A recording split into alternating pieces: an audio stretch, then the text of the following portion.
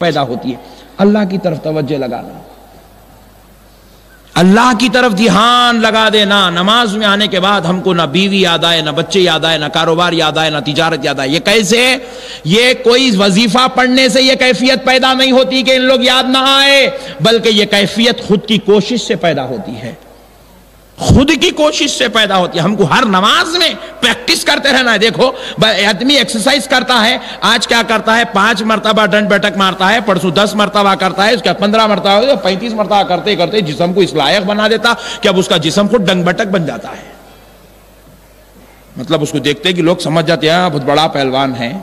اسی طرح ہر نماز میں پریکٹس ہے، ہر نماز میں۔ آج اگر 1% اللہ کی یاد میں دل نماز میں لگ رہا، دوسری نماز میں 2% لگنا چاہیے، تیسری نماز میں 3% لگنا چاہیے، پھر دوسرے دن کی نماز میں 4%، تیسرے دن کی نماز میں 5%۔ ایسا کرتے کرتے کرتے کرتے ایک 6 مہینے میں بھی یہ کیفیت بن جائے، اللہ اکبر، تو پھر سوچئے سبحان ربی الاعلی، سبحان ربی الاعلی، سبحان ربی الاعلی کہتے کہتے امام حسین رضی اللہ تعالیٰ عنہ کی پوری رات گزر گئی۔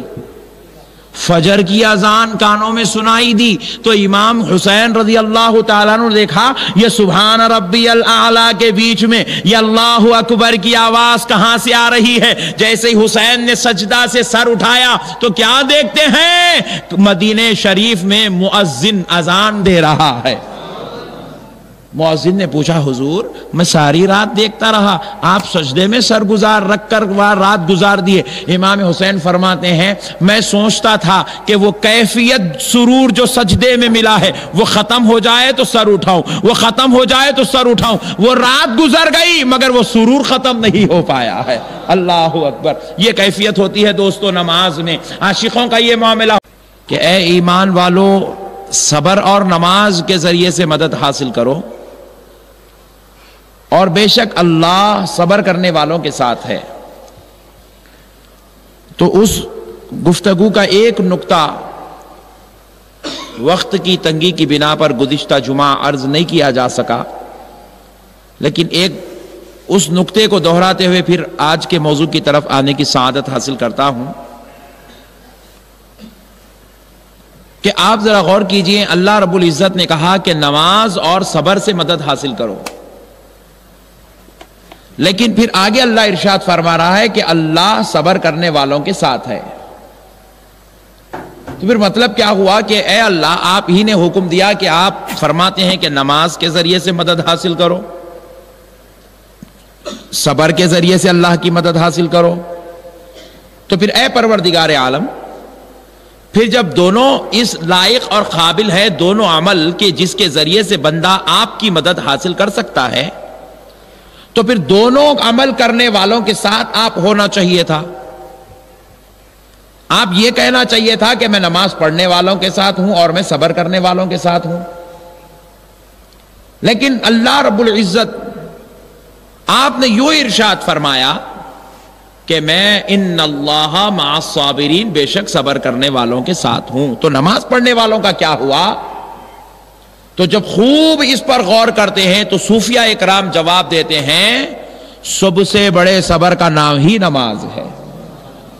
ذرا زور سے بولے، سب سے بڑے صبر کا نام نماز ہے، کیونکہ اب آپ کو فجر کو اٹھنا ہے، آپ تھکے ماندے سوئے ہوئے ہیں، نیند آپ کو اٹھنے نہیں دیتی ہے، آپ کا جسم چور چور ہے، آپ کو ستا رہا ہے اور آپ کو عبادت الہی کے لیے اٹھنے نہیں دے رہا ہے، تو اب دنیا والوں کی اذیتوں پر صبر کرنا چھوٹے درجے کا صبر ہے، اپنے خود کی نفس کی خواہش پر صبر کرنا اعلیٰ درجے کا صبر ہے۔ اب اللہ کہہ رہا ہے میرے بندے اب صبر کر اس بات پر کہ نفس کی خواہش تجھے بار بار کہہ رہی ہے آرام کر لے، سو جا، اطمینان حاصل کر لے، کہ تھوڑی دیر کے بعد اٹھ کر پڑھ لے، چند منٹوں بعد اٹھ کر پڑھ لیا جائے، یا پھر ظہر میں قضا کی اجازت اور شریعت میں اس کا حکم رکھا ہے تو پھر بعد میں قضا کر لیں گے، بڑا تھکا ماندہ ہے، ابھی ابھی کچھ دیر پہلے تو نے سویا ہے۔ تو اب نفس ہمارے سامنے ایک بڑے بڑے مسائل لا کر رکھتا ہے۔ اب مولا کہہ رہا ہے آپ بندے اب اپنی نفس کی طرف سے ہو ہونے والی تکلیفوں پر صبر کر لے. نماز کے لیے اٹھ جا، گویا کہ تو یہ جو نماز کے لیے اپنے نفس کو صبر کی طرف لا رہا ہے، سن لے اس ادا کے بدلے تیرا رب تیرے ساتھ ہو گیا ہے. ہر نماز کے لیے بندے کو صبر کی ضرورت ہے. اچھا رات میں تو نیند تھی، اب دوپہر میں دیکھیے کیا معاملہ ہے. اب ہمارے بھائی لوگ ہیں، سب کو معلوم ہے کہ جمعہ کی اذان سنتے ہی کاروبار بند کر دینا چاہیے. معلوم ہے نہیں ہے بھائی؟ ذرا بولو.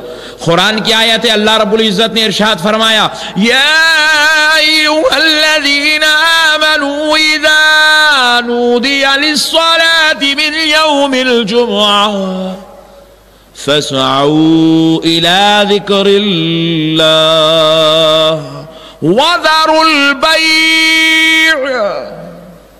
اللہ رب العزت قرآن شریف میں اپنے بندوں سے ارشاد فرما رہا ہے کہ اے ایمان والو، جب تمہارے لیے جمعہ کے لیے دعوت دی جائے، آواز دی جائے، اعلان سنایا جائے، آواز پہنچائی جائے، تو فسعوا الی ذکر اللہ، اللہ کے ذکر کے لیے نکل پڑو.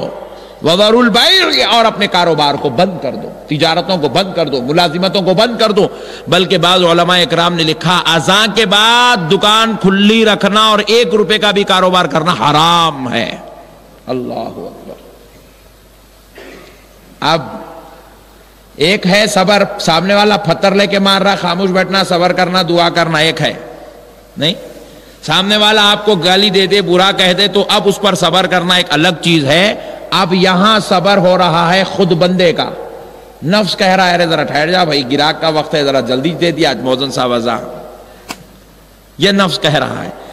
اب گراہک کو ہٹا کر شٹر ڈالنے میں جو تکلیف ہوتی ہے، اللہ کہہ رہا ہے یہ تکلیف برداشت کر لے، تیرا رب تیرے ساتھ ہو جائے گا.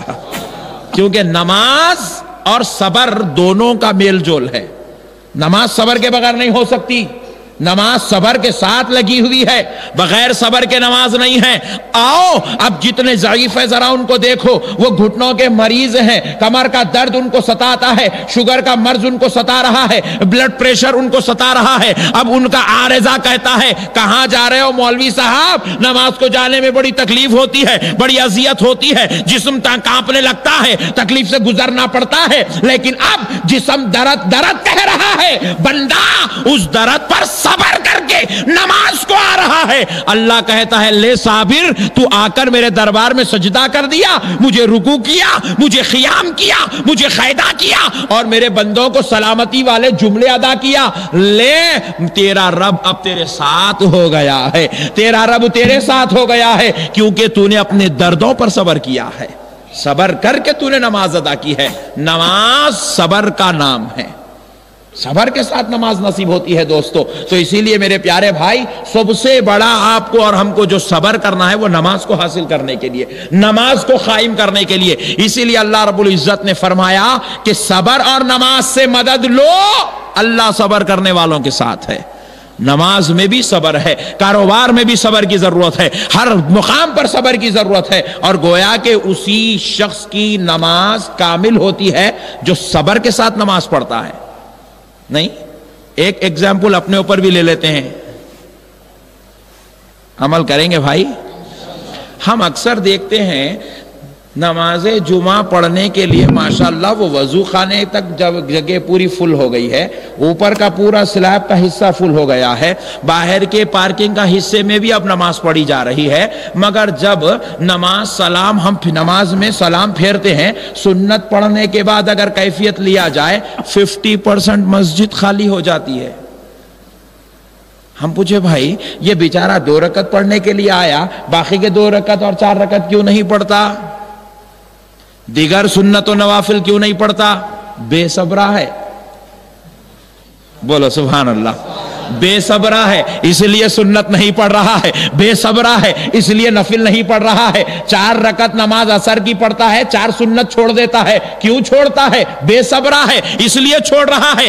عشاء کی 4 فرض پڑھتا ہے، 2 سنت پڑھتا ہے، 3 وتر پڑھتا ہے، باقی کے 2 نفل اور 2 نفل نہیں پڑھتا. کیوں نہیں پڑھتا؟ بے صبرہ ہے. ظہر کی 4 فرض پڑھتا ہے، 2 سنت و نفل نہیں پڑھتا. کیوں؟ بے صبرہ ہے. اللہ کہہ رہا ہے بندے سن لے، لے صبر کرنے والے کے ساتھ اللہ ہے. تیرا کاروبار تجھ کو ستائے, تیری ملازمت تجھ کو للکارے, تیری مصروفیات تجھ کو پکارے, ویسے وقت میں ساری چیزوں پر صبر کر کے نماز ادا کر لے. ایسی نماز ادا کرنے والے صابر کے ساتھ اللہ ہے, ویسی نماز ادا کرنے والے صابر کے ساتھ اللہ ہے. تو میرے دوستو, صبر کے بغیر نماز ہو ہی نہیں سکتی. نماز کے لیے صبر کی ضرورت ہے. نماز پڑھنے والا صابر ہونا بے حد ضروری ہے, اس کو ہر معاملے میں صبر کرنا ہے. اب دیکھو نماز کا وقت ہو گیا, ایک صاحب جو ہے نماز ختم ہونے کے بعد مسجد میں آئے, پورے لوگ نکل رہے, ایک صاحب مسجد میں آئے. ارے ان سے پوچھے کیا ہوا بھائی آج لیٹ ہو گئی؟ جی ہاں مہمان آ گئے تھے. کیا کہتا ہے؟ مہمان آ گئے تھے. تو اب اللہ پوچھتا ہے بندے بتا کہ مقام کس کا بڑا ہے, رب کا بڑا ہے کہ مہمان کا بڑا ہے؟ رب کا بڑا ہے کہ مہمان کا بڑا ہے؟ بندے کا ایمان للکارتا ہے اللہ کا بڑا ہے. تو اللہ کہتا ہے میری عبادت کے لیے مہمان کے آنے پر تو نے صبر کیوں نہیں کیا؟ مہمان کو ایک وقت کے لیے چھوڑا جا سکتا ہے, رب کی عبادت کو نہیں چھوڑا جا سکتا. اللہ کہہ رہا ہے سن لے, ان کی آمد پر تو صبر کرتا اور آ کے نماز پڑھ لیتا, سجدے کر لیتا, تو تیرا رب تیرے ساتھ ہو جاتا, کیونکہ میں نے وعدہ کیا ہے میں صبر کرنے والوں کے ساتھ ہوں. مہمان میں خواہش ہے, مہمان کی آمد میں خواہش ہے, اور رب کی عبادت میں اللہ کی قربت ہے. خواہش کی تکمیل پر ذریعہ قربت کو ان کا ٹھکرایا نہیں جا سکتا.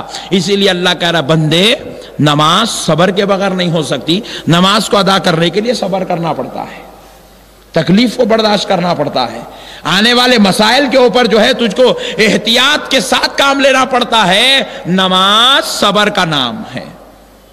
تو اس لیے میرے پیارے بھائی اللہ رب العزت نے کہا کہ میں صبر کرنے والوں کے ساتھ ہوں. اسی لیے نمازی کا ذکر نہیں کیا, کیونکہ نمازی کوئی شخص صبر کے بغیر بن ہی نہیں سکتا.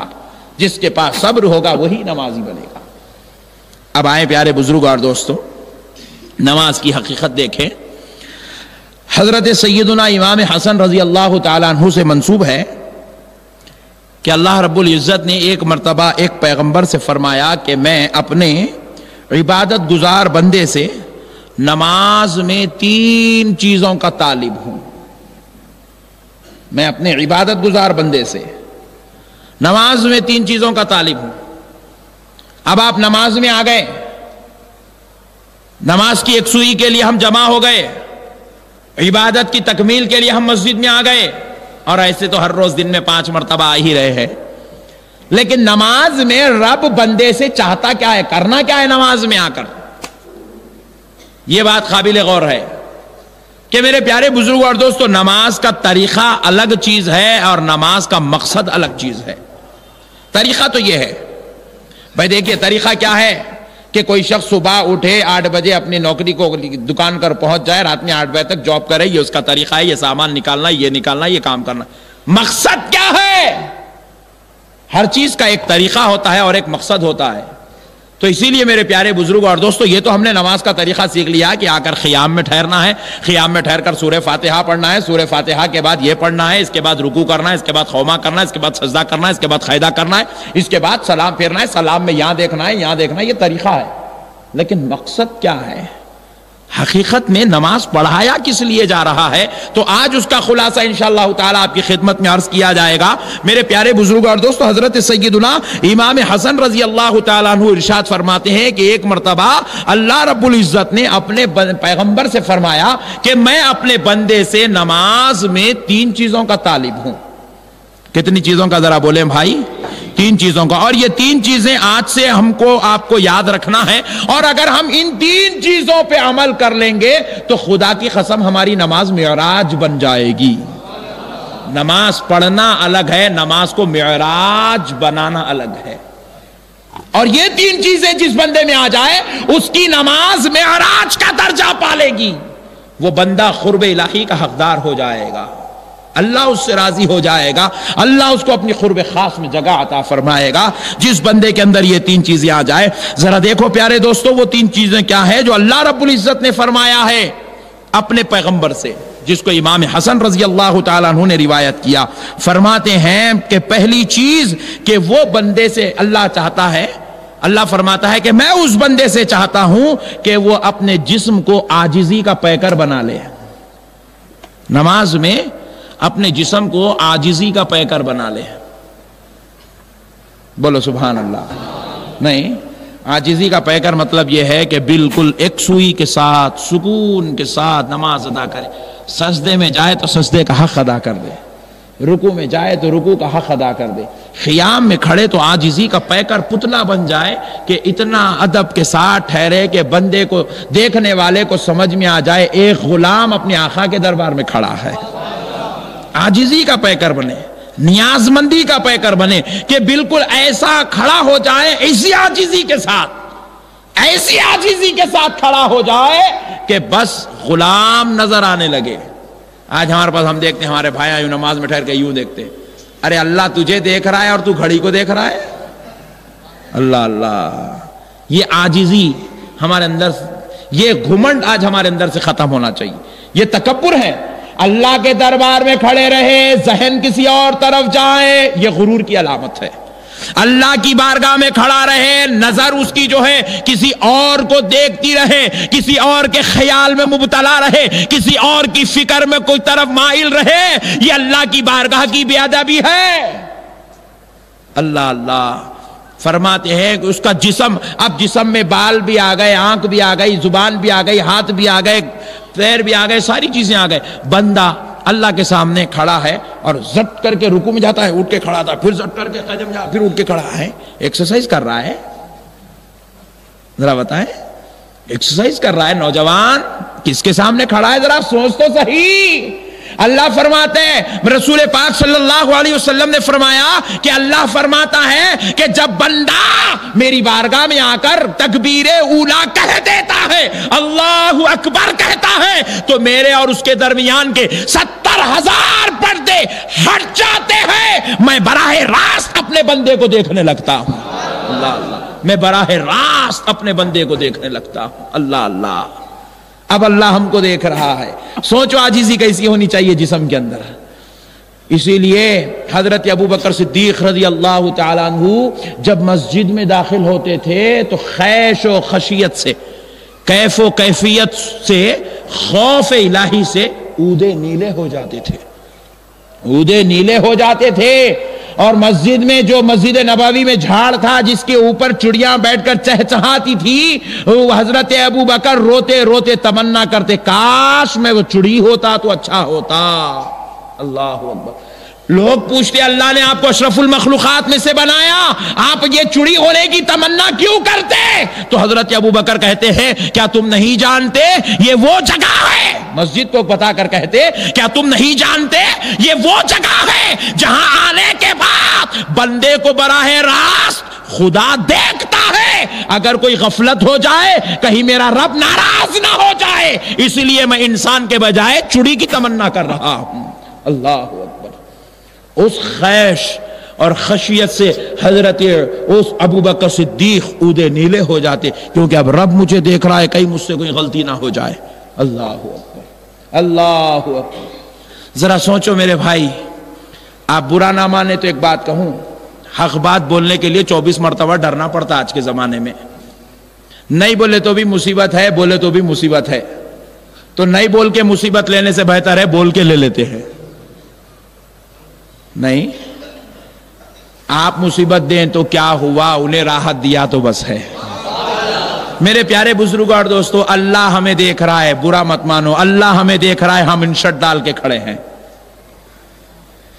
اللہ ہمیں دیکھ رہا ہے، ہم مسجد کا ٹوکرا پہن کے کھڑے ہیں.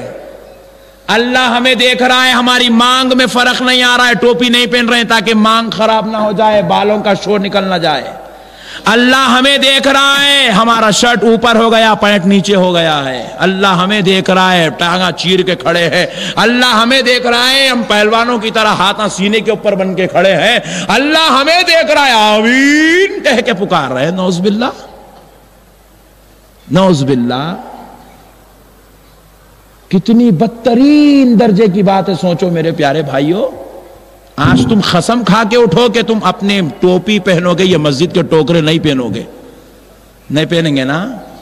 مسجد میں آؤ، امام اعظم ابو حنیفہ کا فتویٰ ہے اگر آستین چھوٹی ہے نماز مکروہ ہے۔ میں پوچھتا ہوں آستین لباس تو ڈھک رہا ہے، جبکہ لباس فرض ہو گیا، واجب بھی ڈھک گیا، اے امام اعظم ابو حنیفہ تم نے یہ آستین چھوٹی ہونے پر مکروہ ہونے کا فتویٰ کیوں دیا؟ امام اعظم فرماتے ہیں بدبخت تیری کیا مجال ہے کہ تو خدا کے سامنے اس حال میں آئے کہ تیرا جسم نظر آ رہا ہے؟ اللہ اللہ، خدا سے حیا کر، اپنے جسموں کو چھپا لے، کہیں وہ غیظ و غضب میں نہ آ جائے اور تجھ پر اللہ کا قہر نازل نہ ہو جائے۔ اللہ اکبر، اللہ اکبر۔ اللہ فرماتا ہے پیغمبر سے کہ میں اپنے بندے سے چاہتا ہوں وہ میری بارگاہ میں آئے تو جسم کی عاجزی کے ساتھ آئے، گردن جھکی ہوئی ہو نماز میں، ایسا کھڑا ہو بندہ، گردن جھکا کے کھڑا رہے، اٹھانے کی مجال نہیں ہے۔ اللہ اکبر۔ اللہ دیکھ رہا ہے، بندہ یوں کیسے دیکھ سکتا ہے؟ بندہ یوں کیسے دیکھ سکتا ہے اللہ کو؟ اللہ دیکھ رہا ہے، بندے کا کام ہے گردن جھکا کے رکھ اور یہ تصور کر کہ تیرا خدا تجھے دیکھ رہا ہے۔ اس تصور سے نماز ادا ہوتی ہے، اس تصور کے ساتھ نماز ادا ہوتی ہے۔ رکوع میں جائے، بندے کو یہ غور کرنے کی فرصت نہ ملے کہ کتنا لمبا رکوع ہو گیا، کتنا لمبا سجدہ ہو گیا۔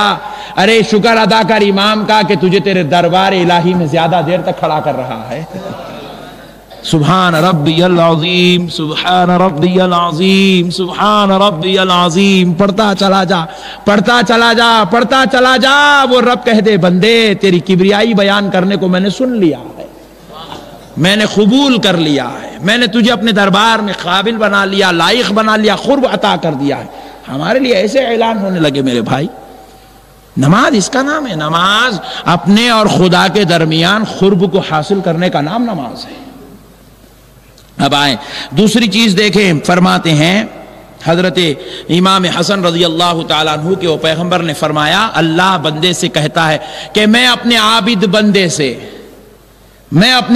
بندے سے دوسری چیز نماز میں یہ چاہتا ہوں کہ اس کی دل کی ایک سوئی نماز میں قائم رہے، اس کی دل کی ایک سوئی، اس کا دل ایک جانب لگا رہے اور وہ جانب میں ہوں، وہ جانب میں ہوں۔ آپ دیکھو روزے کے لیے قبلہ شرط نہیں ہے، زکوٰۃ کے لیے قبلہ شرط نہیں ہے، حج کے لیے قبلہ شرط نہیں ہے، نماز کے لیے قبلے کا رخ شرط ہے۔ کیوں؟ کیونکہ جب بندہ قبلے کی طرف توجہ کرے گا اللہ یاد آئے گا۔ یاد الہی سے غافل نہیں ہونا ہے بندے کو، نماز میں بندے کا دل اللہ سے لگا رہنا ہے، نماز میں بندے کے قلب پر ایک سوئی، اور حد یہ ہے جب بندہ اپنے قلب کو اللہ کی یاد میں ڈباتا چلا جاتا ہے، غرق ہوتا چلا جاتا ہے، ایک وقت ایسا آتا ہے وہ آنکھ بند کرتا ہے تو دیدار خدا نصیب ہو جاتا ہے۔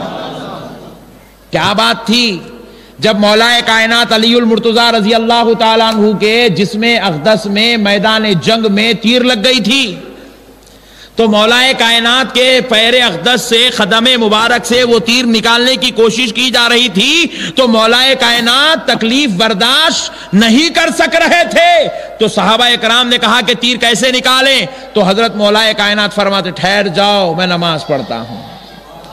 کہہ دو سبحان اللہ، ٹھہر جاؤ میں نماز شروع کرتا ہوں، اور جب میں سجدے میں چلا جاؤں تو تیر نکال لینا۔ اللہ اللہ، جب مولا کائنات نماز شروع کیے، نماز کا قیام ہوا، رکوع ہوا، جب سجدے میں گئے تیر نکالی گئی، نماز ختم ہوتی ہی پوچھتے ہیں کیا تیر نکل گئی؟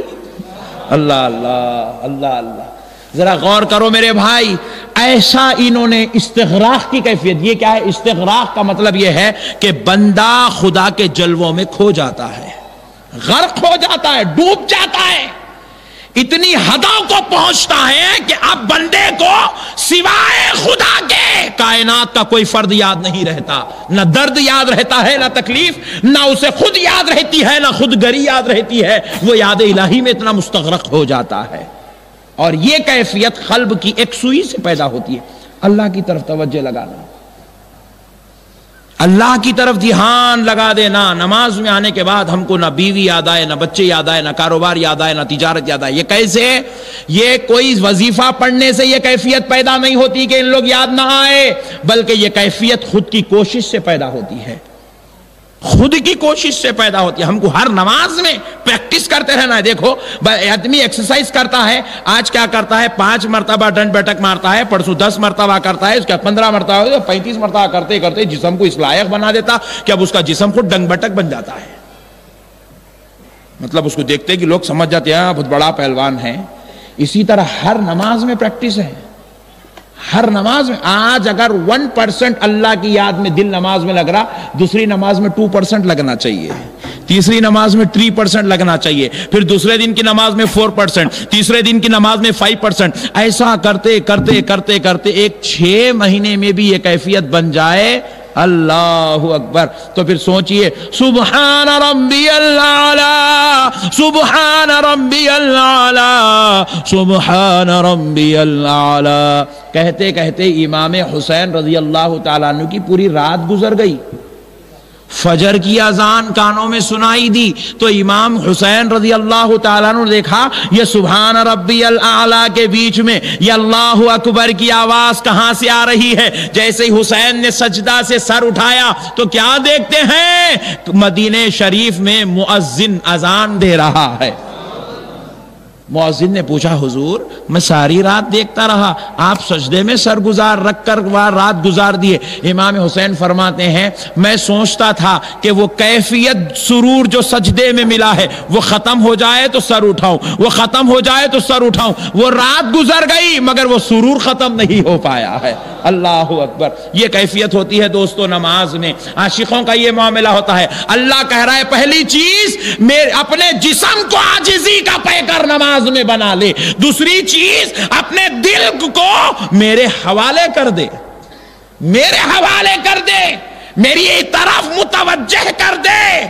اب تیسری چیز سن لیجئے. حضرت امام حسن ارشاد فرماتے ہیں اللہ رب العزت نے اپنے پیغمبر سے فرمایا میں اپنے بندے سے نماز میں تیسری چیز یہ چاہتا ہوں کہ وہ میرا بندہ آنکھوں سے بہنے والے آنسو مجھے نظر کرے. اللہ اللہ. آنکھوں سے بہنے والے آنسو مجھے چاہیے. اور آپ کو معلوم ہے اللہ کو ہمارے آنسو اتنے پسند ہے، اتنے پسند ہے، اتنے پسند ہے. خدا کی قسم یہ جتنے اولیاء اللہ ہے یہ آنسو کا نذرانہ دے کے ولایت لے لیے مولا سے. آنسو کا نذرانہ دیے مولا کو. آج ہم دنیا کی محبت میں رو رہے ہیں، مال کی محبت میں رو رہے ہیں، اولاد کی محبت میں رو رہے ہیں، تباہ ہو رہے ہیں میرے بھائی. اللہ کی محبت میں رونے کا ڈھنگ ہم نے بھول ہی گیا ہے. سوچو ہمارے رب کے ہم پر کتنے احسان ہیں، ہمارا رب نے ہم کو کتنی شان سے پالا ہے، ہمارے رب نے ہمارے اوپر کتنا بڑا انعام کیا ہے کہ آج ہم اس کے بندے کہلانے کے لائق بن رہے ہیں، انسان کہلانے کے لائق ہو رہے ہیں، تعلیم یافتہ کہلا رہے ہیں، مسلمان کہلا رہے ہیں، اخلاق والے کہلا رہے ہیں، انسان کہلا رہے ہیں. میرے بھائی یہ سب رب کے احسانات ہیں. اور اللہ بدلے میں چاہتا ہے بندے تو اگر میری بارگاہ میں کچھ نظر پیش ہی کرنا چاہتا ہے تو آ میری بارگاہ میں سجدے کر، رکوع کر، خیام کر، قائدے کر اور کچھ آنسو نظر پیش کر دے، میں تجھے اپنا قرب عطا کر دوں گا. اللہ اللہ. کہتا ہے مولا کہ مجھے اپنے بندوں کے آنسو کے نظر چاہیے. یہ کب پیدا ہوتے ہیں؟ آنسو کب نکلتا ہے میرے بھائی؟ دیکھیے آپ ایک بیٹے کی محبت، ایک بیٹے کے دل میں ماں کی محبت ہے، اگر اس ماں کا وفات ہو جائے، انتقال ہو جائے تو اب ماں کا محبت والا، ممتا والا تذکرہ چھیڑ دیجئے، بیٹا رونے لگتا ہے. اس کو رلانے کی ضرورت نہیں، انہیں خود روتا ہے. اس کو بولنے کی ضرورت نہیں ہے کہ تو رو، تیری ماں کا ذکر ہو رہا ہے، وہ خود روتا ہے. کیوں؟ کیونکہ اس بیٹے کو اپنی ماں کی ممتا کا احساس دل میں ستاتا ہے. جب احساس محبت ستاتی ہے بندہ رونے لگتا ہے. اور اللہ کہہ رہا ہے میں تو 70 ماؤں سے زیادہ محبت کرنے والا ہوں. پھر بندے میری محبت کا احساس تیرے دل میں کیوں پیدا نہیں ہوا؟ آج غور کرنے کی ضرورت ہے کہ جب یہ کیفیات، یہ سرور، یہ معاملات، یہ انعامات، یہ احسانات جب بندے کو یاد رہتے ہیں تو وہ مولا کے دربار میں آتا ہے، سجدے کر کے نظر پیش کرتا ہے آنسوؤں کا. آنسوؤں کی نظر پیش کرتا ہے اپنے مولا کی بارگاہ میں۔ اس لیے میرے پیارے بھائیوں، یہ تین چیزیں، عاجزی جسم کی، قلب کی یکسوئی اور آنسوؤں کا نذرانہ، یہ تین چیزیں جو شخص نماز میں امپلیمنٹ کر لے، عادت بنا لے، جو ان تین چیزوں کو اپنی نماز میں حاصل کر لے، خدا کی قسم وہ اللہ کا قرب پالے گا، وہ اللہ رب العزت کو پالے گا، اللہ رب العزت اس کو چاہنے لگے گا، وہ اللہ کی محبتوں کا حقدار ہو جائے گا۔ اللہ رب العزت کا جتنا بھی احسان عظیم ہے، اللہ رب العزت کا ہم پر بہت بڑا احسان عظیم ہے کہ پروردگار نے ہم کو آج نماز کی حقیقتوں کو سمجھنے کی توفیق عطا فرمائی۔ امید کرتا ہوں کہ بالخصوص میرے نوجوان بھائی، میرے بزرگ حضرات ان چیزوں کو اپنی نماز میں داخل کریں گے انشاءاللہ۔ میرے بھائی، الحمدللہ تحریک صدائے اسلام میرے آقا صلی اللہ علیہ وسلم کی نالین پاک کے صدقے میں گلی گلی، کوچا کوچا، خریا خریا، ہر مقام پر اسی دعوت کو عام کرنے کے لیے، اسی مقصد کو عام کرنے کے لیے، اسی کیفیات کو عام کرنے کے لیے دن رات خدمت میں لگی ہوئی ہے۔ الحمدللہ اللہ رب العزت کے احسان عظیم سے نماز سے متعلق گزشتہ 2 جمعات سے ہم گفتگو کی سعادت حاصل کر رہے ہیں، اور انشاءاللہ تعالی اس جمعہ مبارکہ میں بھی فضائل و برکات نماز پر روشنی ڈالنے کی سعادت حاصل کی جائے گی۔ اور اس گفتگو کا آغاز میں مولائے کائنات علی المرتضیٰ رضی اللہ تعالی عنہ کے اس مقدس اور مبارک قول سے کرتا ہوں کہ مولائے کائنات علی المرتضیٰ رضی اللہ تعالی عنہ ارشاد فرماتے ہیں، جو شخص نماز میں رو لیتا ہے، یعنی کہ اپنے رب کو راضی کرنے کی کوشش کرتا ہے، گریہ وزاری کر لیتا ہے، گڑ گڑا لیتا ہے، تو اللہ تعالیٰ اس کو دنیا کے ہر رونے سے بچا لیتا ہے۔ گویا کہ مولائے کائنات علی المرتضیٰ رضی اللہ تعالیٰ عنہ کا یہ ارشاد مبارک اس بات کی طرف ہم کو متوجہ کر رہا ہے کہ لوگو، تمہارے پاس اتنی بڑی نعمت ہے کہ تم سجدہ کر کے براہ راست اپنے رب سے اپنے معاملات کو پیش کر سکتے ہو۔ جیسے کہ گزشتہ میں نے ایک روایت سنائی تھی، فرمایا جاتا ہے کہ جب بندہ مومن سجدہ کرتا ہے تو مومن اور خدا کے درمیان کے 70,000 پردے ہٹ جاتے ہیں، براہ راست اللہ اپنے بندے پر توجہ فرماتا ہے، نظر کرم فرماتا ہے، اللہ تعالیٰ نظر خاص اپنے بندے پر فرماتا ہے جب وہ نماز میں سجدے کی حالت میں ہوتا ہے۔ تو جب بندہ سجدے کی حالت میں ہو اور اس کا رب اسے دیکھ رہا ہو، تو پھر بندہ جب اپنے مسائل کو، اپنے حالات کو، اپنی کیفیات کو، اپنی طبیعت کو، اپنی مزاج کو اپنے رب کی بارگاہ اس کے حضور جب پیش کر لیتا ہے، تو پھر بندے کو اب ضروری ہی نہیں ہے کہ جائے کسی اور کے سامنے ہاتھ پھیلائے، کسی اور کے سامنے محتاج و مسکین بن کر پیش ہو جائے، کسی اور کے سامنے مفلس بن جائے۔ اللہ تعالیٰ خود اس کے لیے اسباب بنا دے گا، اللہ تعالیٰ خود اس کا مددگار ہو جائے گا، اللہ تعالیٰ خود اس کا جو ہے رہبر ہو جائے گا، جو بندہ اللہ کے سامنے سر جھکانا جانتا ہے۔ پھر اس کے بعد ایک حدیث شریف حضرت سیدنا عمر ابن خطاب رضی اللہ تعالی عنہ کا زمانہ ہے، آپ ایک قافلے کو جنگ کے لیے روانہ کر رہے ہیں، جنگ کے لیے۔ حالانکہ آپ کو معلوم ہونا چاہیے دنیا کے مراحل میں سب سے زیادہ تکلیف دہ بات جو ہوتی ہے وہ جنگ کی ہوتی ہے، جس میں جانے کے بعد انسان کو واپس آنے کی امید نہیں رہتی۔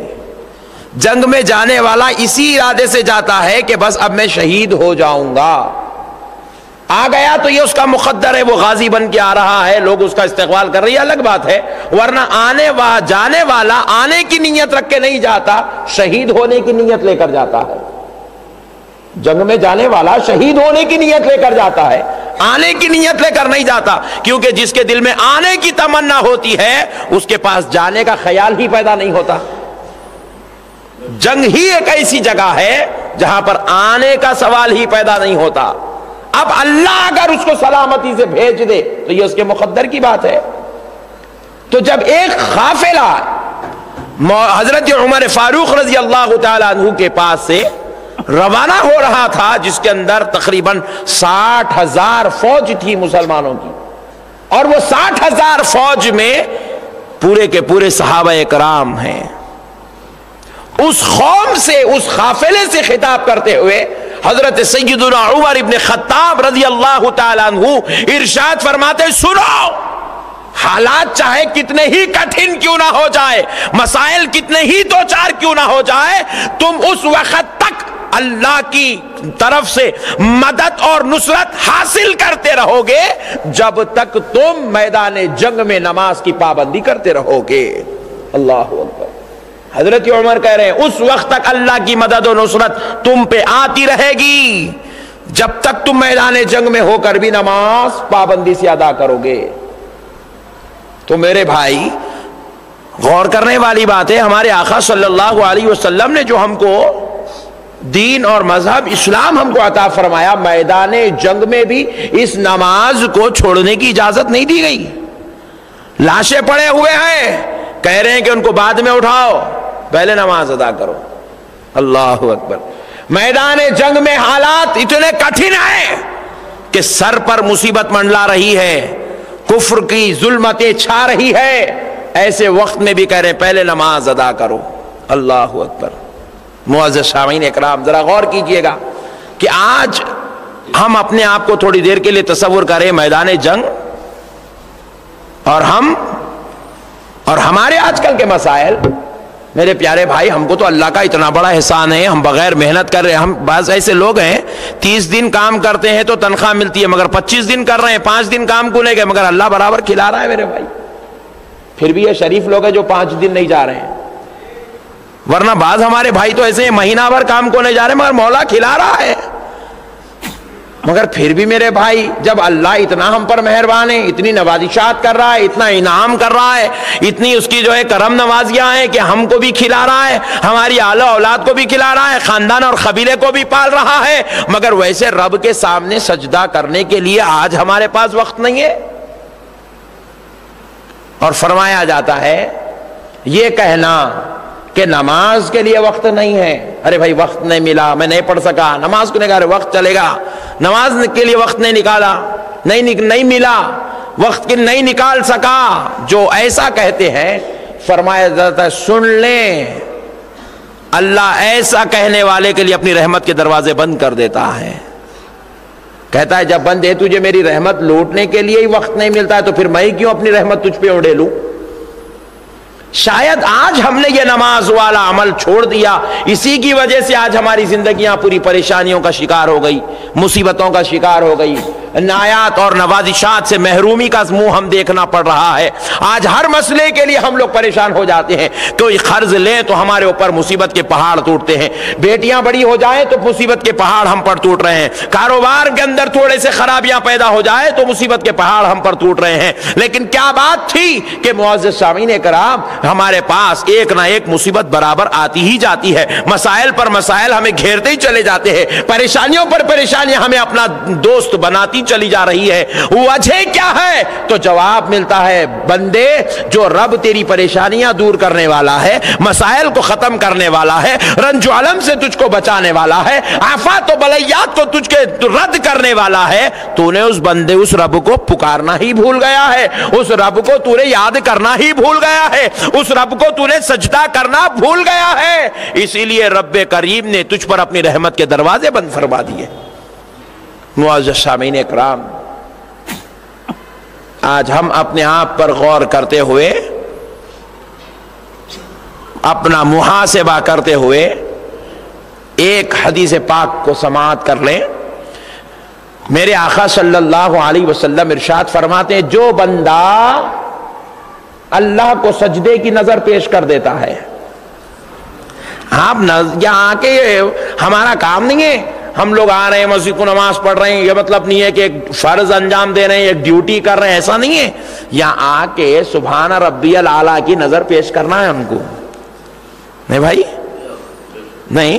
آپ ولیمے میں جاتے ہیں تو ولیمے میں جانے کا مطلب یہ ہے کہ آپ جاتے وقت ساتھ میں ایک پھول بھی لے جاتے ہیں، ایک لفافہ بھی لے جاتے ہیں یا گفٹ لے جاتے ہیں، لے جا کے ادبن پیش کرتے، بھائی یہ لیجئے، یہ میری طرف سے پھول ہے، محبت ہے، یہ ایک نظر ہے آپ کو دی جا رہی ہے، آپ نہیں بھی دیے تو چلتا ہے، لیکن آپ جو ہے جب دے رہے ہیں تو ایک محبت سے دیتے ہیں، لیجئے، پہنیے، پہنائے، لیجئے.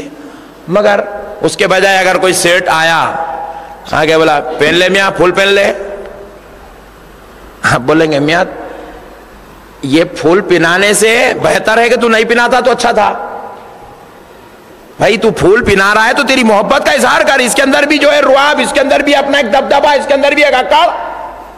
تو اسی طریقے سے آج بندے اللہ کے دربار میں بھی آ رہے ہیں، ایسا فارمیلٹیز کے ساتھ نماز پڑھ رہے ہیں، اوہ ماشاءاللہ، محسوس ہوتا ہے کہ انہیں نماز نہیں پڑھا تو نماز ختم ہو جانے والی ہے دنیا سے. اتنا غرور کے ساتھ نماز بندے کو ایک عاجزی کا پیکر بنانا چاہتی ہے. بندہ نماز میں آتا ہے تو معلوم ہونا چاہیے کہ یہ اپنے رب کے دربار میں تحفے پیش کرنے آیا ہے، نذرانے پیش کرنے آیا ہے. سبحان ربی الاعلی، سبحان ربی الاعلی، اے اللہ میں تیری تعریف کی نظر تجھ کو پیش کر رہا ہوں. سبحان ربی العظیم، اے اللہ میں تجھ کو تیری تعریف کی حمد و ثنا کی نظر پیش کر رہا ہوں. اللہم صلی علی سیدنا محمد، اے اللہ میں تیرے نبی کے درود کے نذرانے تجھ کو پیش کر رہا ہوں. اب پھر السلام علیکم ورحمت اللہ، السلام علیکم ورحمت اللہ یہ کہہ دیا بندہ تو اب نظر تو پیش کر دیا، لیکن نماز کے بعد اب ہاتھ اٹھا کر دعا کر لے، اے اللہ میں نے جو نظر دیا ہے تو اپنے فضل سے قبول فرما لے، قبول فرما لے. جب بندہ ایسا کہتا ہے تو رب کریم کہتا ہے فرشتوں سن لو، میرے بندے نے نظر بھی دی ہے اور قبولیت کی گزارش بھی کی ہے، ہاتھ چہرے پر پھیرنے سے پہلے قبول کر لیا جائے، ہاتھ چہرے پر پھیرنے سے پہلے قبول کر لیا جائے. گویا کہ ہم اپنے رب کی بارگاہ میں نذرانہ پیش کرنے کے لیے آ رہے ہیں. میرے بھائی نماز ہمارا رب ہمارے لیے ایک نعمت بنایا. کیونکہ اب آپ سوچ رہے ہوں گے کہ بھائی اگر نظر روزانہ 5 وقت کئی گو ایک مرتبہ پیش کرے تو دن میں بس ہے، 5 مرتبہ کیوں نہیں؟ سننا. اب اس کو سمجھانا پڑتا. اس کو سمجھانے کے لیے کیا ہے، دیکھو ظہر کی نماز 1 بجے آپ پڑھ رہے ہیں، پھر 5 بجے تک عصر ہے. کبھی غور بھی کرے میرے بھائی یہ 5 گھنٹے کے اندر ہم لوگ کتنی مرتبہ سانس لے رہے ہیں؟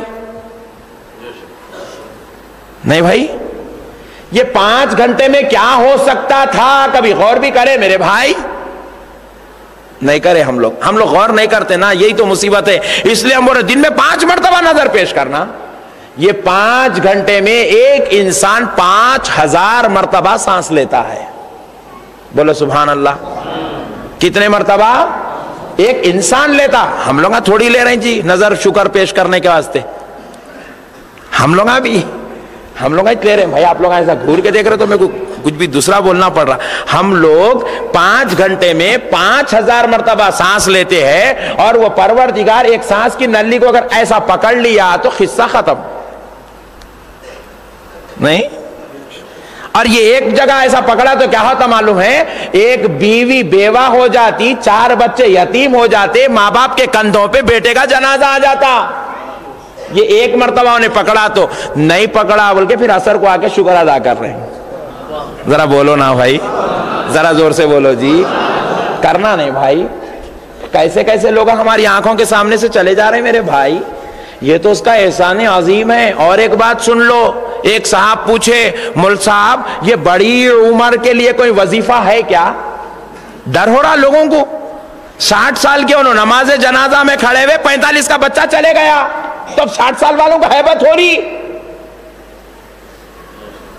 55 سال کے بچے چلے جا رہے ہیں، 80 سال کے بوڑھے کھڑے ہیں، ہیبت ہو رہی ہے. تو اب ان دونوں کو دیکھ کے انہیں 30 سال کا بچہ پوچھ رہا مول صاحب عمر بڑھانے کا کوئی وظیفہ ہے کیا؟ میں بولا یہ وظیفہ ہے مگر ڈاکٹر کا نہیں ملتا. عمر بڑھانے کا ایک وظیفہ ہے. آپ کی عمر بڑی ہوں گی، خدا کی قسم اللہ کے گھر میں محراب میں بیٹھ کے بول رہا ہوں، جس کو بڑی عمر تک جینا ہے فری میں آج وظیفہ لے کے جاؤ. ذرا بولو جی. وہی عامل صاحب اگر 3000 روپے لے کے دیے تو اہمیت رہتی تھی، مولانا فری میں دے رہے ہیں. فری میں وظیفہ لے کے جاؤ. یہ وظیفہ ڈاکٹر کا نہیں ملتا, وکیل کا نہیں ملتا, ایڈوکیٹ کا نہیں ملتا.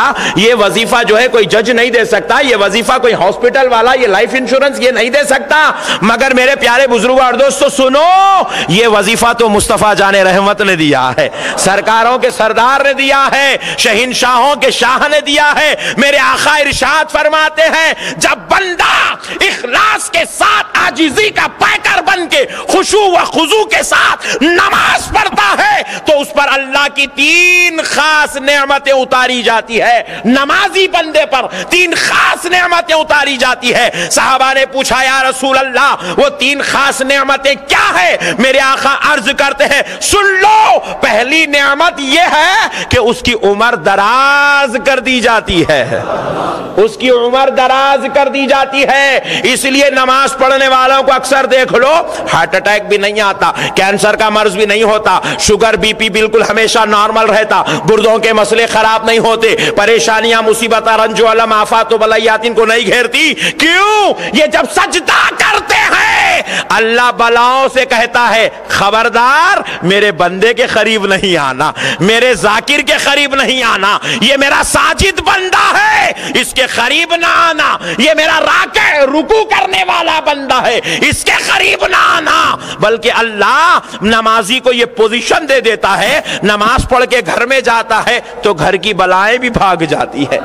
حضور فرماتے نمازی پر اللہ کے 3 انعام ہے. پہلا انعام اس کی عمر دراز کر دی جاتی ہے, دوسرا انعام اس کے کاروبار میں خیر و برکت عطا کر دی جاتی ہے. کانٹیاں لگانے سے کاروبار میں خیر و برکت نہیں ہوتی. جو مسکرائے میں ان کو دیکھ لیا. کانٹیاں لگانے سے خیر و برکت نہیں ہوتی, نیارے لگانے سے خیر و برکت نہیں ہوتی. خیر و برکت سیٹ غلہ چھوڑ کے آ کے نماز پڑھے تو ہوتی. نماز پڑھنے سے خیر و برکت ہے میرے بھائی. ہم لوگ غلط روٹ اختیار کر لیے. یہ ہمارے کو سمجھا ہی نہیں معلوم, کون لوگ ہمارے کو یہ مسئلے بتائے نہیں معلوم. ہم لوگ یہ سمجھے خیر و برکت عامل صاحب کا نہیں ملتی. عامل صاحب کا اگر خیر و برکت رہتی تو ہمارے سے پیسے کہیں کو لیتے تھے. ان کی خیر و برکت ہمارے اوپر ڈیپینڈ ہو گئی, اور اللہ کہہ رہا ہے بندو تمہاری خیر و برکت میری عبادت میں رکھی ہوئی ہے. حضور فرماتے ہیں کاروبار سے خیر و برکت نہیں لی جاتی اس کے جو نمازی ہوتا ہے, جو 5 وقت کا نمازی عاجزی کے ساتھ خشوع و خضوع کے ساتھ دربار الہی میں حاضر ہو کے نماز کے نذرانے اپنے رب کو پیش کرتا ہے, اس کو خیر و برکت ہوتی ہے کاروبار میں. پھر حضور نبی پاک صلی اللہ علیہ وسلم ارشاد فرماتے ہیں تیسری چیز, اللہ اس کو محتاج بننے سے محفوظ فرما دیتا ہے. وہ کبھی کسی کے سامنے بھیک مانگ لیتے نہیں پھرتا, قرضے مانگ لیتے نہیں پھرتا, بھائی ذرا ہیلپ کرو, بھائی ذرا مدد کرو, مصیبت کا وقت ہے ساتھ آؤ, پریشان آؤ نہیں کہتا.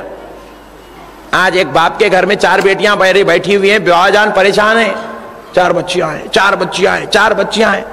میں ایسے سینکڑوں ضعیف لوگوں کو بتاتا ہوں جن کے گھر میں 10 بیٹیاں بیٹھی تھیں, پریشان نہیں ہوئے, مسئلے شال پورے ہو گئے, پوروں کے شادیاں بھی ہو گئے, پوروں کے داماد بھی آ رہے, ماشاءاللہ گھر خاندان چل رہا ہے. پھر کیا بات ہے ان کا 4 ہے انہوں پریشان ہے, ان کا 10 ہے انہوں پریشان نہیں. تو بولے پتا ہے صرف اتنا ہی ہے جواب اس کا, یہ نمازی ہے وہ نمازی نہیں ہے, اتنا ہی بس. میرے پیارے بھائی, ایک صاحب بولے, موٹی مثال ہے, بعض موٹے باتیں ہمارے بھائیوں کو گفٹ میں دینا پڑتا.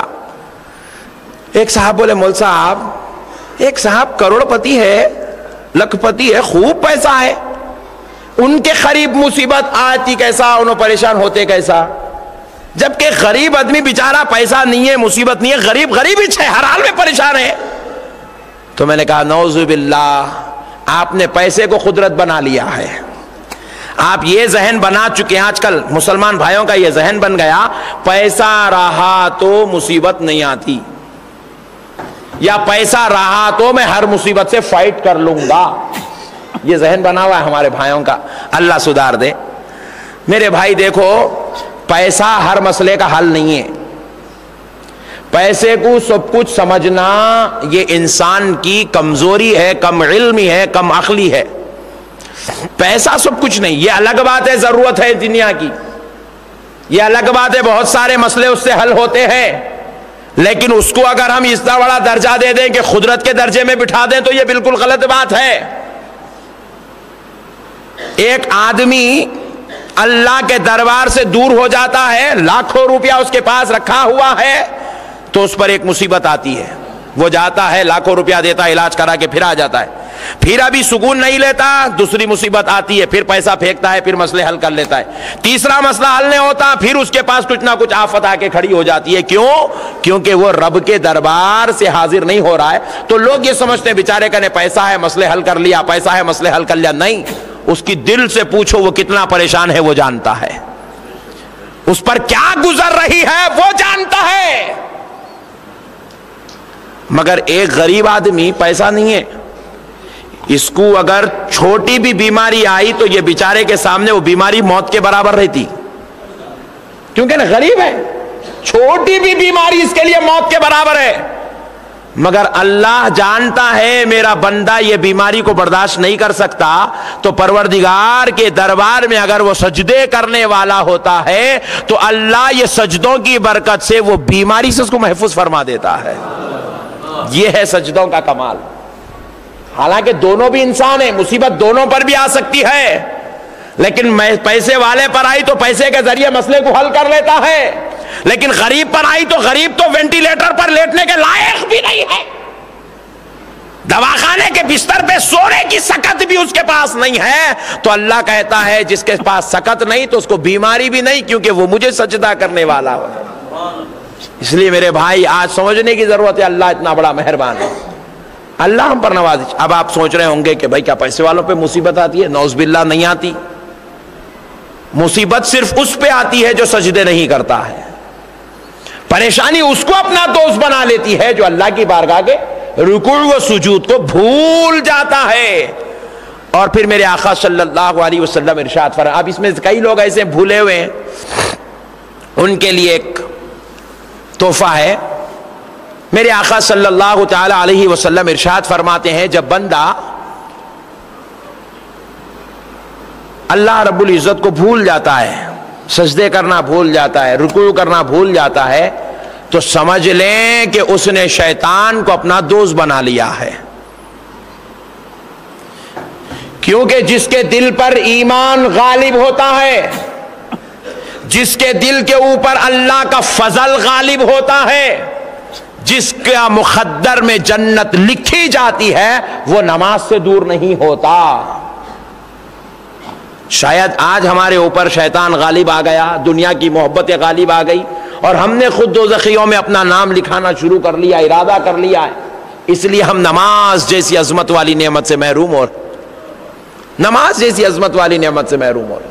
میرے پیارے بھائی، ہم کو خود اللہ تعالیٰ سارے اختیار دے کے بھیج دیا، بندو یہ میدان ہے، یہ گھوڑا ہے، یہ تلوار ہے، کیا کرنا ہے کرو. یہ دنیا ہے، یہ نماز کا وقت ہے، یہ مسجد ہے، یہ قرآن ہے، یہ تلاوت ہے، یہ کریں گے تو اس کا اجر یہ ہے، یہ کریں گے تو اس کا اجر یہ ہے. اللہ نے ساری چیزیں بتا دیا. پھر بتا دیا دیکھو یہ شراب خانہ ہے، اس میں شراب ملتی، یہ خواتین ہیں، لوگ جو ہے کاروبار کرتے، یہ لوگ ہیں، آپ اس سے کیا کرنا ہے کریے. یہ اگر کام کرو گے تو سزا یہ ملے گی. سارے اللہ تعالیٰ نے فارملز ہم کے سامنے ڈکلیئر کر کے ہم کو دنیا میں بھیجا. اب ایک صاحب بول رہے میں کو توفیق نہیں ہوئی نماز کی، بولے تو نہیں بھائی، توفیق تو آپ کے ساتھ لکھ کے دے دی گئی، آپ کو کوشش کرنا ہے. کیا کرنا ہے ذرا بولیے؟ کوشش کرنا ہے. ایک صاحب کو میں ایسے ہی جو ہے فون پہ نماز کے تعلق سے گفتگو ہوئی، مسئلے پوچھے، مسئلے پہ مسئلہ، بات پہ بات ہوئی، تو وہ صاحب میرے کو آخری میں کیا بول رہے ہیں 5 منٹ کے بعد، مولانا ذرا آپ سے ریکویسٹ ہے، آپ ذرا میرے کو فون کر کے اٹھا دیجئے نا. کہتے دیکھ رہے ہیں بھائی یہ عالموں کے ساتھ کتنا بھیانک سلوک ہے ہمارے بھائیوں کا. مسئلے پوچھے سے بہت ہے، مولانا اپنا ٹائم نکال کے مسئلے بیان کر رہے ہیں، آپ کا شکریہ بولنے کے بجائے پورے ڈر گیا، ہیبت کھا گیا دوزخ کے عذاب سے، تو بول رہا مولانا ذرا آپ فون کر کے اٹھاؤ گے. اب اگر ہر میرا بھائی ایسا اگر بولنا شروع کر دیں گا تو پھر میں مطلب یہ ہوں گا کہ تو مولانا کو آتے نماز پڑھ رہا ہے. جو بندہ اللہ کے لیے نماز پڑھتا ہے اس کو خود اٹھنا ہے. انہیں یہ بہانہ بھی نہیں کر سکتا میرے امی نے اٹھائے، میرے بابا نے اٹھائے، میری بہن نے اٹھائے، میرے بھائی نے اٹھائے، میری بیوی نے اٹھائی، یہ بہانہ بھی اللہ کے دربار میں نہیں چلتا، کیونکہ ہماری نماز پڑھنے کے ذمہ دار ہم خود ہیں۔ ہمارے ماں باپ ذمہ دار نہیں ہیں، ان کو ان کی ذمہ داری ہے، ہم کو ہماری ذمہ داری ہے۔ اٹھنے کے لیے کیا کرنا ہے وہ ہم کو کرنا ہے۔ اور سنو، بعض صحابہ کرام پر دن کے کاموں کی تھکن کی وجہ سے وہ راتوں کی نیند کے اندر اتنے غرق ہو جاتے تھے کہ ان پر فجر کی نماز کے اٹھنے کا خوف طاری ہو جاتا، تو وہ اپنے گھروں کے بجائے مسجدوں میں آ کے سونا شروع کرتے تھے، تاکہ مسجد میں سوئیں گے تو نمازی آئیں گے تو خود بخود ہم کو نماز کے لیے اٹھا دیں گے۔ ایسا خوف تھا، نماز کے چلے جانے کے خوف سے وہ اپنے گھروں کو چھوڑ دیے تھے۔ اور آج ہے میرے بھائی ہمارے اندر نماز پڑھنے کا ہی جذبہ نہیں، نماز کے لیے ٹائم نہیں۔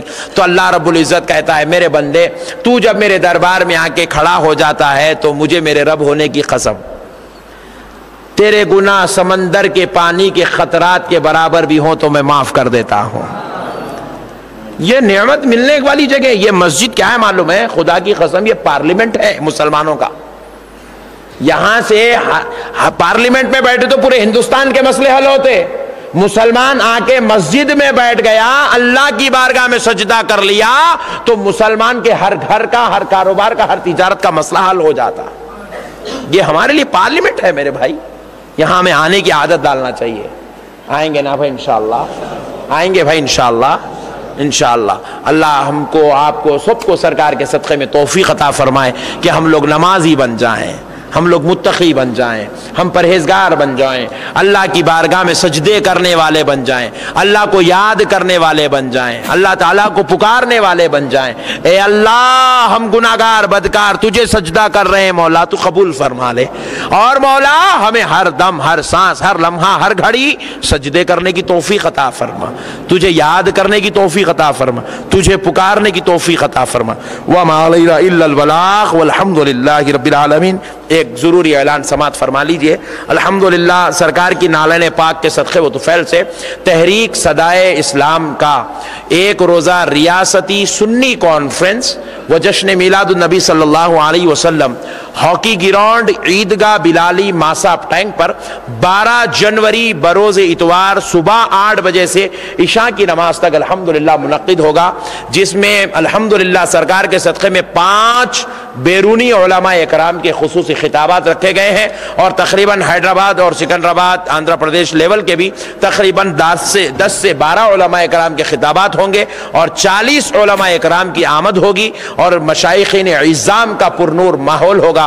آپ تمام عاشقان رسول سے خواہش کی جاتی ہے خود بھی آئیں اور اپنی ماؤں، اپنی بہنوں، اپنی بیٹیوں کو ریاستی سنی کون الحمدللہ رب العالمین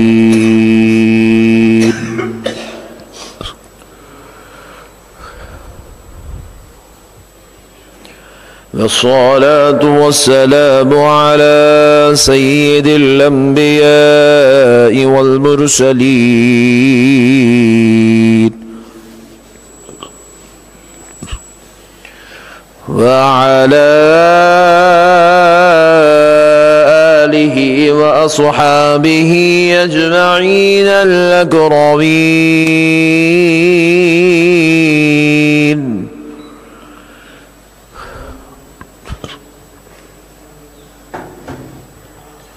أشهد أن لا إله إلا الله وحده لا شريك له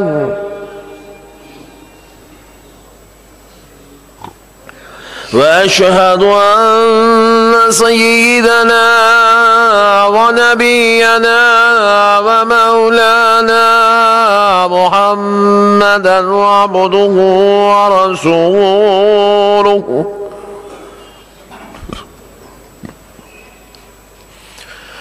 أما بعد فأعوذ بالله من الشيطان الرجيم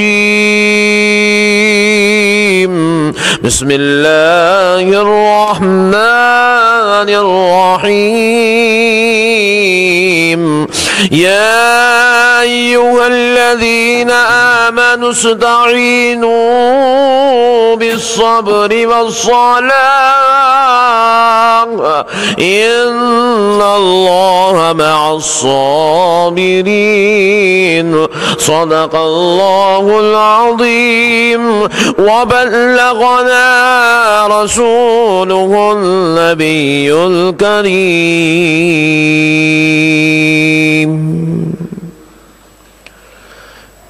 محترم سامعین اکرام، معزز بزرگ حضرات اور نوجوان ساتھیوں، یہ اللہ تبارک و تعالیٰ کا نہایت ہی فضل اور کرم ہے، اور اس کے پیارے حبیب رحمت للعالمین صلی اللہ علیہ وآلہ وصحبہ وسلم کی لطف عنایت ہے کہ آج جمعہ مبارکہ کی اس مقدس و مبارک مجلس میں ہم سب کو شرکت کی سعادت اور توفیق نصیب ہوئی ہے۔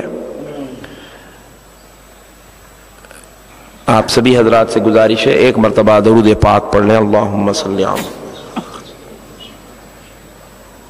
معزز سامعین اکرام، اللہ تعالیٰ کے اس انعام و احسان پر ہم جتنا بھی شکر بجا لائیں کم ہے کہ اللہ تعالیٰ نے ہم پر بہت بڑے احسانات فرمائے ہیں، انعام فرمائے ہیں، اور آج بندے کو ضرورت ہے کہ وہ ہر انعام پر اللہ تعالیٰ کے غور کرے، فکر کرے اور پھر شکر ادا کرے۔ دیکھیے معزز سامعین اکرام، اسلام کی تعلیمات میں نبی پاک رحمت للعالمین صلی اللہ علیہ وسلم نے ہمارے لیے یہ بھی تعلیم عطا فرمائی ہے کہ جب بھی کوئی بیمار ہو جائے تو تم اس کی عیادت کرو۔ جب کوئی بیمار ہو جائے تو تم اس کی عیادت کیا کرو، اور خود نبی پاک رحمت للعالمین صلی اللہ علیہ وسلم کی یہ عادت کریمہ تھی کہ آقا علیہ السلام ہر روز صبح فجر کی نماز پڑھنے کے بعد مسجد میں جائزہ لیتے کہ کون حاضر ہے۔